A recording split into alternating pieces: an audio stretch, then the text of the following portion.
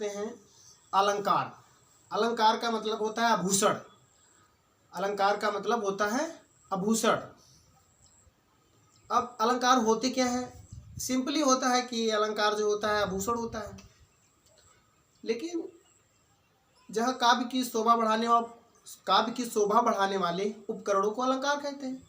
अब अलंकार दो प्रकार के होते हैं, अर्थालंकार, शब्दालंकार और अर्थालंकार। इसलिए हमने गलत बोला, शब्दालंकार और अर्थालंकार। जिसमें सब शब्द में चमत्कार पाया जाता है और शब्दालंकार होता है, जिसमें अर्थ में चमत्कार पाया जाता है और अर्थालंकार होता है।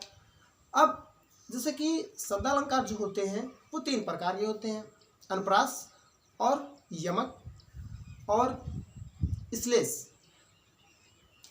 अब अनुप्रास क्या होता है? अनुप्रास का मतलब समझ लेते हैं। सिंपल सा तरीका है कि अनुप्रास का मतलब होता है वर्ड, ठीक। अनुप्रास का मतलब होता है वर्ड और यमक का मतलब होता है दो। श्लेष का मतलब ये होता है जैसे काफ़ी सारे पेज होते हैं, अगर उनको एक ही में चिपका दिया जाए तो उसमें बहुत सारे पेज चिपके होते हैं। और श्लेष का मतलब होता है कि चिपका हुआ। श्लेष का मतलब क्या होता है? चिपका हुआ। जहाँ वर्णों की आवृत्ति बार बार हो वह अनुप्रास। और यमक होता है, यमक का मतलब दो, जहाँ एक शब्द एक ही बार प्रयोग होता हो और उसके एक से अधिक अर्थ होते हों, वह वहाँ पर यमक अलंकार होता है। इसलिए जहाँ भिन्न भिन्न अर्थों वाले शब्दों की आवृत्ति होती है वहाँ इसलिए अलंकार होता है। अब अनुप्रास का मतलब हो गया, अनुप्रास का मतलब दोहा। देखो, अनुप्रास का मतलब उसका उदाहरण तरन तनुजर तरतमाल तरवर बौछाए। अब यमक रहीमन पानी राखिए बिन पानी सब सूख पानी गए ना उबरे मोती मानस शून। अब हमारा जो देखिए कि और दूसरा था कि यमक कनक कनक ते 100 गुना मादकता अधिकाय वाखाए बौराए और जग पाए बौराए। तो जो अनुप्रास था उसमें ता की जो आवृत्ति हुई है बार बार हुई है।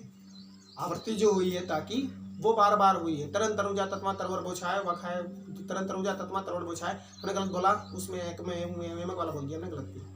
जो है जो तुम्हारी ता का जो सिस्टम हुआ है वो बार बार रिवाइज हुआ है, इसीलिए वो अनुप्रास है।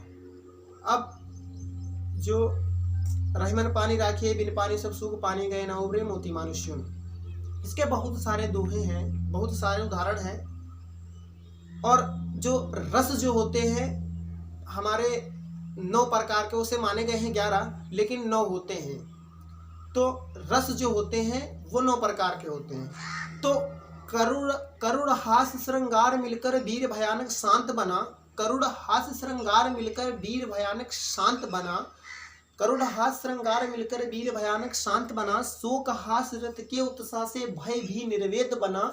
विस्मय क्रोध की जुगसा से रसों का स्थायी भाव बना। विस्मय क्रोध की जुगसा से रसों का स्थायी भाव बना। अद्भुत रौद्र विभत्स के कारण नो रस का सम्मान बना। अब करुण जो रस है उसका, करुण रस जो है वो क्या हुआ? करुण रस का स्थायी भाव शोक होता है। तो जहाँ शोक नामक स्थायी भाव विभाव अनुभव तथा व्यभिचारी भावों के सहयोग से रस रूप में परिणत हो, वहां पर क्या होता है कि वो करुण रस होता है।